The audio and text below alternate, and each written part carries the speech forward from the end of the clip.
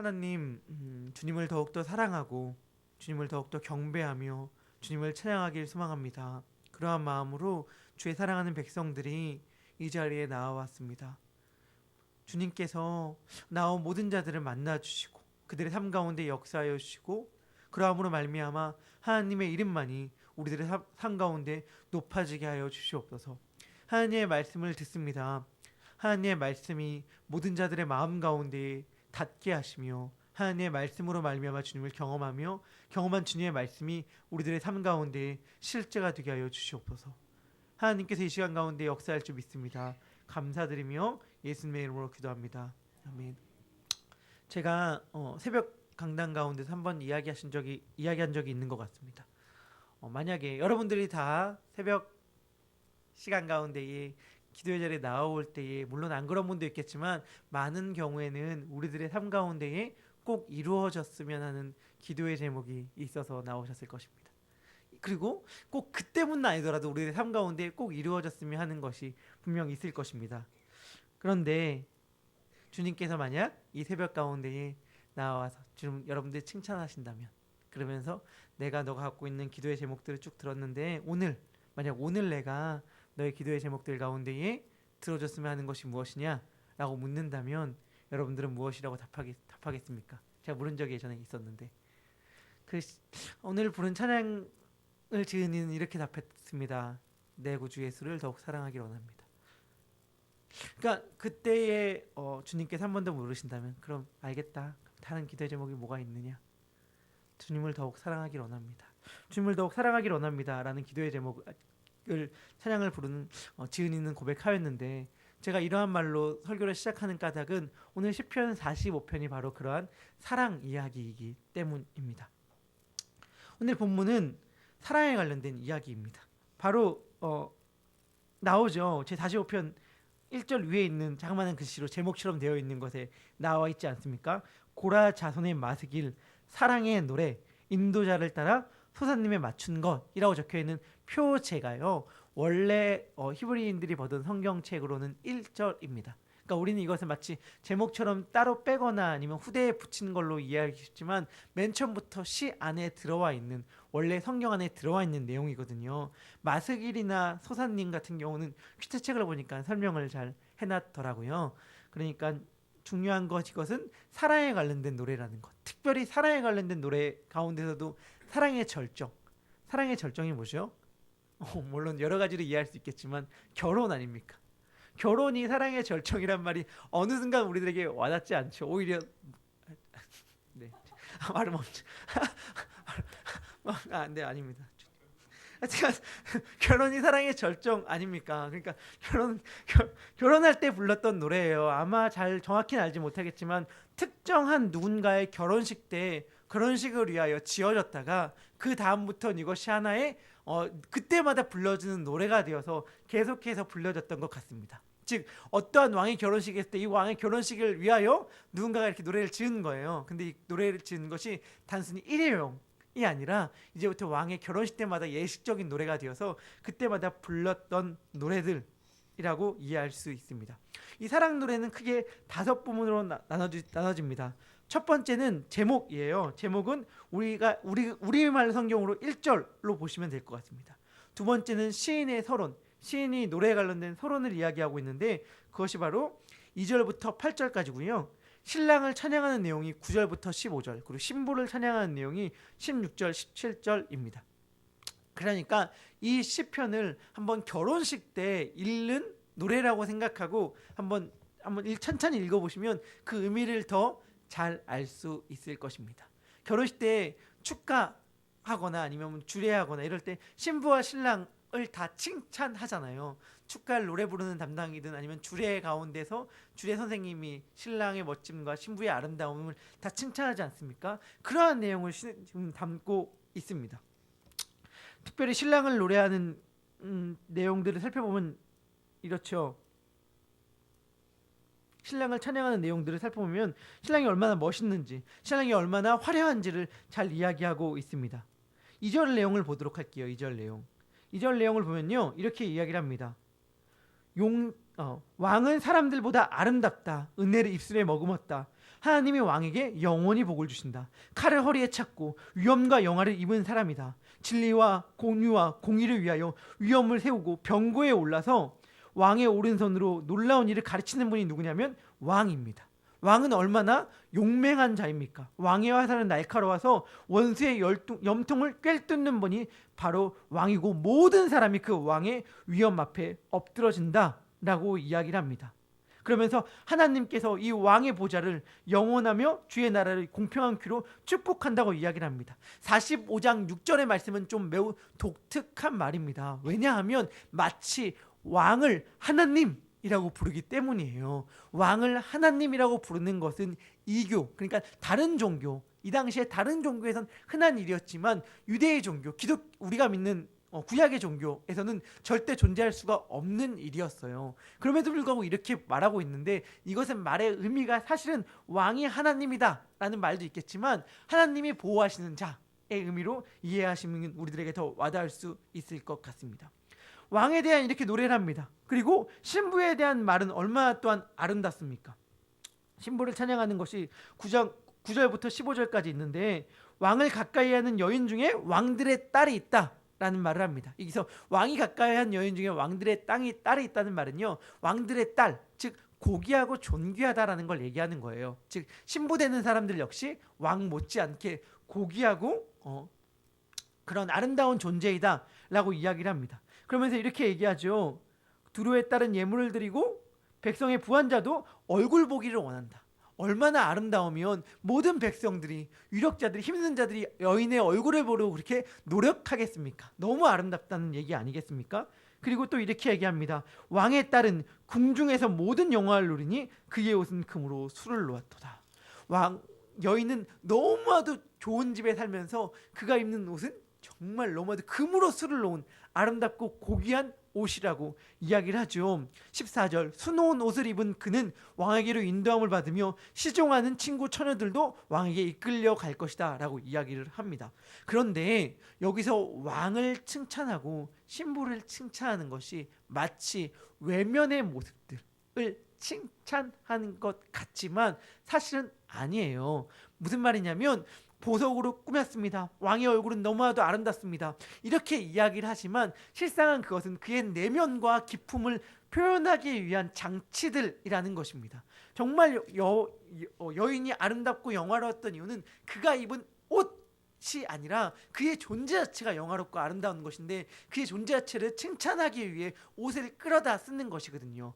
보석도 마찬가지예요. 그의 성품이 마치 보석처럼 찬란하게 빛나고 아름답은데 그 성품을 칭찬하기 위해 끌어온 것입니다. 2절에 보면 이렇게 얘기를 하죠. 45편 2절, 왕은 사람들보다 아름다워 은혜를 입술에 머금으니 라고 이야기를 합니다. 왕이 사람들보다 아름답다고 왕의 외모에 대해 칭찬을 합니다만, 사실은 왕의 외모에 대한 칭찬이 아니라 그 입술에 은혜를 머금었기 때문에 왕의 외모가 아름답다라고 이야기를 하는 것입니다. 여러분들은 다들 알고 있을 거예요. 다윗이 기름 부은 장면을 말이죠. 다윗이 기름 부은 다윗을 왕으로 삼기 위해 사무엘이 이새가 살던 동네로 베들레헴으로 내려갑니다. 그래서 이새 보고 너희들 아들들을 다 데려오라 라고 이야기를 하죠. 아들들 다 데려오라 라고 얘기하니까 이새가 자기 아들 7명을 불렀어요. 근데 사무엘이 첫째 엘리압을 딱 보자마자 반했습니다. 너무 멋있는 거예요. 너무 잘생긴 거예요. 그래서 하나님께서 과연 준비한 자가 따로 있구나. 내가 사울이 실각한 다음에 하나님께서 사울을 버린 다음에 마음이 너무 낙심이 되었는데 하나님께서 역시 이스라엘을 향한 소망을 버리지 않았구나 라는 마음이 확 찾아 들어왔습니다. 왜냐하면 너무 멋있었기 때문이에요. 그렇지만 하나님께서 너무 유명한 말씀하시죠. 너는 그의 용모와 키를 보지 말라. 내가 이미 그를 버렸노라. 사람은 외모를 보거니와 나 여호와는 종신을 본다 라고 말씀해 주셨잖아요. 그래서 다 제낀 다음에 그 자리에 있지도 않았던 다윗을 딱 불러 모아서 다윗에게 기름을 주는데, 하나님께서 뭐라고 말씀하셨어요? 나 여호와는 외모를 보지 않고 종신을 본다고 얘기했는데 성경에 참 독특한 이야기가 나오죠. 뭐냐면 다윗이 잘생겼다는 거예요. 다윗이 잘생겼다는 거예요. 너무 잘생겼다는 얘기가 나오니까 사실은 이게 잘 묘사되지 않지만 중심의 아름다움을 표현하는 방식이거든요. 마찬가지예요. 오늘 나와 있던 수많은 보석들, 기품들, 외모의 아름다움들은 사실은 정말 속빈 강정처럼 껍데기만 괜찮은 것이 아니라 내면의 아름다움을 표현할 길이 없으니 우리가 이해하기 쉽게 그런 식으로 표현을 하는 말씀입니다. 그러니까 이 시편은 사실 1차적으로 봤을 때 왕의 결혼식에서 신랑과 신부를 지금 아름다움을 칭송하는 이야기 아닙니까? 그런데 기독교 유명한 작가 C.S. 루이스는 이런 말을 했어요. 시편 사색이라고 하는 책을 통해서 시편에는 2차적인 의미가 있다라는 말을 했습니다. 시편의 2차적인 의미에 대해서 가장 잘 드러내고 있는 것이 바로 시편 45편이라고 할 수 있습니다. 왜냐하면 이것은 1차적으로는 왕과 왕비의 결혼에 대해 이야기하지만 2차적으로는 그 궁극적으로는 신랑 대신 예수님과 신부 대신 교회의 연합에 대한 상징적인 이야기를 담고 있기 때문입니다. 그것을 어떻게 알 수 있습니까? 그것을 알 수 있는 까닭은 바로 시편 45편에 나와 있는 이 왕을 우리가 이전에 묵상하였던 히브리서가 예수 그리스도로 설명하기 때문입니다. 히브리서 1장 8절 9절은 이 시편 45편을 인용합니다. 시편 45편을 인용하여 이렇게 이야기를 합니다. 제가 읽어보겠습니다. 아들에 관하여는 하나님이여 주의 보좌는 영영하며 주의 나라의 규는 공평한 규이니이다. 주께서 의를 사랑하고 불법을 미워하셨으니 그러므로 하나님 곧 주의 하나님의 즐거움의 기름을 주께 부어 주를 동료들보다 뛰어나게 하셨도다 하였고 라고 이야기를 합니다. 히브리서 1장 8절 9절의 말씀은 시편 45편의 말씀을 인용하며 시편 45편에서 노래하고 있는 이 왕이 궁극적으로 누구를 가리키고 있다고 이야기를 하냐면 예수님을 가리킨다 라고 이야기하고 있습니다. 즉 시편 45편의 결혼 이야기는 궁극적으로는 신랑 대신 예수 그리스도와 신부된 교회, 즉 우리들의 결혼 이야기라고 할 수 있죠. 즉 이것을 결혼 이야기로 생각한다면 다시금 우리들의 신앙생활 가운데 이렇게 적용할 수 있을 것 같아요. 우리는 정말 예수님을 이렇게 생각하는가? 그리고 예수님과의 결혼 생활을 잘 누리고 있는가? 라고 말이죠. 여러분들은 정말 예수님을 사랑하십니까? 저에게도 묻는 질문이죠. 우리는 정말 예수님을 사랑합니까? 예수님과 정말 아름다운 결혼 생활을 하고 있습니까? 아니면 위기의 가정입니까? 아니면 이미 갈 때까지 간 가정인가요? 한번 이것을 우리들의 결혼 생활로 이야기했으면 좋겠습니다. 우리가요 사랑하면은 어떤 표현을 하죠? 사랑하면 이러한 말을 하지 않습니까? 내가 가진 것이 없어도 나를 사랑할 수 있어? 내가 만약 이렇게 된다 하더라도, 내가 만약 이랬었더라도 당신은 나를 사랑할 수 있어? 라는 질문들이 우리 가끔씩 요즘엔 예전에는 하지 않았습니까? 그런데 성경의 말씀이 정확히 해주는 것이 바로 그런 거예요. 그대라는 이유만으로 사랑하는 것, 상대방이라는 이유만으로 사랑하는 것. 우리가 우리 시편 45편의 말씀을 읽었을 때 우리의 현실 생활 가운데에 바로 적용되지 않는다고 느낍니다. 왜냐하면 우리의 현실은 이것과 너무나도 동떨어져 있잖아요. 우리들 어떻습니까? 여기 나와 있는 왕과 왕비의 모습들이 우리 일상생활 가운데에 경험되어지는 모습입니까? 우리는 왕비의 아름다움이 있습니까? 여러분들 가운데 우리가 읽었던 본문의 말씀처럼 궁중에서 모든 영화를 부르시는 분이 혹 있으실지 모르겠지만 대다수의 경우는 안 그러잖아요. 삶 가운데 고난이 있습니다. 무슨 내가 왕비입니까? 시종과 같은 하녀와 같은 삶들을 경험하고 있는 것이 바로 우리들의 삶이잖아요. 좋은 궁에 살기는커녕 너무나도 어렵고 불편한 생활 가운데 처해 있잖아요. 여러분, 우리들의 옷은 금으로 수놓았습니까? 수놓은 옷을 입고 화려한 자태를 뽐내는 것이 우리들의 삶입니까? 아니잖아요.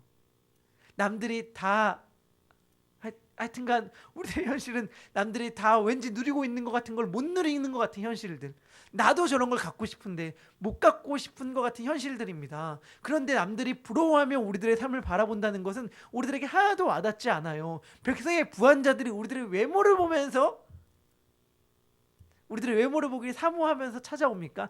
아니잖아요. 그런데 우리들만 그렇습니까? 우리들의 삶 가운데 예수님은 이러한 모습으로 어떻게 경험이 되시나요? 아니잖아요. 정말 예수님이 멋있게 막 원수들의 염통을 화살로 꿰뚫는 모습으로 우리들 가운데 찾아오십니까? 정말 백마탄 왕자처럼 내가 너희들의 모든 문제를 다 해결해 줄게 하면서 예수님이 우리들의 삶 가운데 멋지게 찾아오시나요? 안 그렇잖아요. 예수님이 나의 사소한 문제 하나도 제대로 해결해 주는 것처럼 못 느끼는 것이 바로 우리들의 삶이지 않습니까? 그렇다면 시편 45편에서 이 왕에 대한 묘사와 왕비에 대한 묘사는 어떤 것이 도대체 무슨 의미가 있습니까? 우리들에게 왕이 이렇게 멋있습니다, 왕비가 이렇게 아름답습니다 하는 것이 우리들의 신앙생활 가운데 무슨 의미가 있는 거예요 대체? 그런데 그것을 알려주는 열쇠가 바로 저는 히브리서에 있더라고요.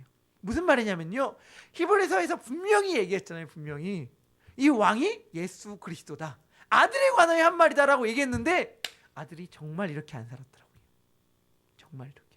아니 여기서 나오는 왕의 모습들에 대해서 정말 이렇게 안 살았더라고요. 차라리 이사야 53장에서 묘사된 그는 흠모할 것이 하나도 없었다는 말이요, 더 와닿았단 말이에요. 그렇다면 이 말씀은 어떻게 된 것입니까? 그런데 정말 이 말씀 그대로 예수님이 사셨다라는 것을 알게 되었습니다. 45편 3절은 이렇게 얘기합니다. 용사여 칼을 허리에 차고 왕의 영화와 위엄을 입으소서. 이 말씀 그대로 예수님은 칼을 허리에 차고 왕의 위엄과 영화를 입으셨습니다. 어떤 칼이요? 제 아들의 발을 씻기는 수건이라는 칼이요. 예수님은 제 아들의 발을 씻기시기 위해 허리에 수건을 차셨습니다. 그리고 제 아들의 발을 씻기는 섬김의 본을 보여주심으로 말미암아 진정한 영화와 위엄이 무엇인지 알려주셨습니다. 4절에서 이야기하듯 병거에 오르는 왕의 모습은 예수님은 실제로 나귀에 타고 예루살렘 성에 입성하심으로 말미암아 정말 왕, 진정한 왕, 평화의 왕이 어떠한 모습인지를 우리들에게 보여주셨죠. 화살이 날카로워 왕의 원수의 염통을 꿰뚫는다. 예수님은 이 말씀 그대로 십자가에 달려 돌아가심으로 말미암아 원수 사탄을 박살내셨습니다. 우리들이 원하는 모습들, 우리들이 표면적으로 바라보는 모습들은 정반대의 모습이었을지 모르겠지만 예수님은 실제로 왕처럼 행함으로써 여기 말씀에 나와 있는 모든 것들을 다 행하셨습니다. 그렇다면 여기 나와 있는 왕비로서의 우리는 어떠한 삶을 살아야겠습니까? 예수님처럼 살아가야 되지 않겠습니까? 예수님이 십자가에 달려 죽으심으로 말미암아 원수의 염통을 꿰뚫었던 것처럼 우리 역시 우리들의 삶에 펼쳐지는 수많은 순간들 가운데 죽는 길을 택함으로 말미암아 궁극적 승리자가 되는 길을 걸어가야 되지 않겠습니까? 예수님께서 수건을 허리에 차심으로 말미암아 영화와 위엄을 입으셨던 것처럼 우리도 남들이 보기에 명품 옷, 그것이 정말 금으로 수놓은 옷이겠습니까? 아니잖아요. 섬김의 옷, 낮아짐의 옷, 희생의 옷이 정말 여기서 말하는 금으로 수놓은 옷 아니겠습니까? 계시록은요, 말할 수 없는 영화로운 흰 옷을 성도들의 옳은 행실이다 라고 이야기를 합니다. 우리들 이런 옷 입으라고 오늘 시편 말씀 가운데 하나님께서 이야기하는 것 아니겠습니까? 이것이 바로 예수님과의 결혼 생활이요, 이것이 바로 우리 신자들이 걸어가야 할 믿음 아니겠습니까? 오늘 말씀을 묵상하면서 정말 예수님은 놀랍고 신비한 분이다 라는 걸 느꼈어요. 만왕의 왕이신 그분이 정말 진정한 왕됨을 어떻게 드러냈는가? 예수님은 그러한 모습을 드러내시면서 이야기합니다. 나랑 같이 결혼하자, 나랑 같이 살자, 우리 같이 사랑하자, 내가 너를 사랑한다 라고 이야기를 합니다.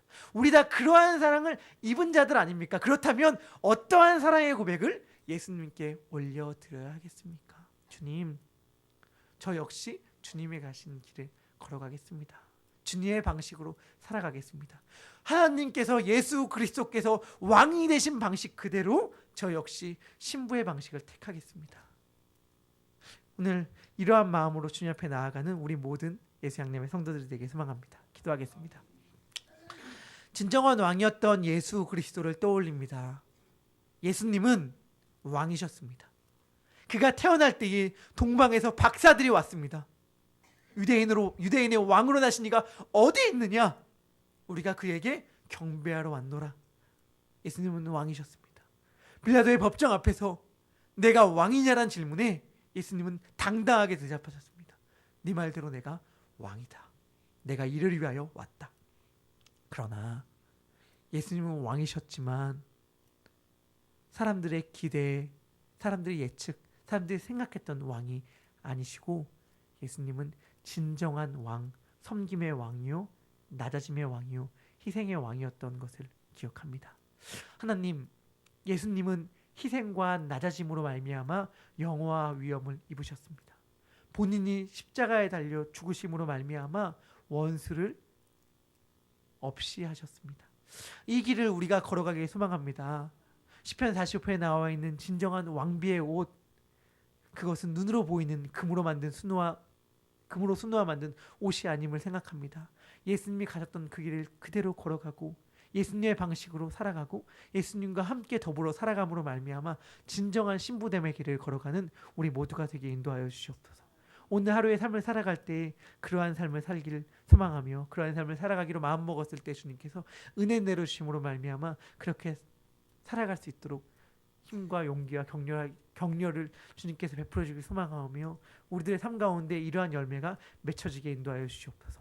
주님의 신부의 길을 걸어가겠습니다. 감사드립니다. 예수님의 이름으로 기도합니다. 아멘. 하늘에 계신 우리 아버지여,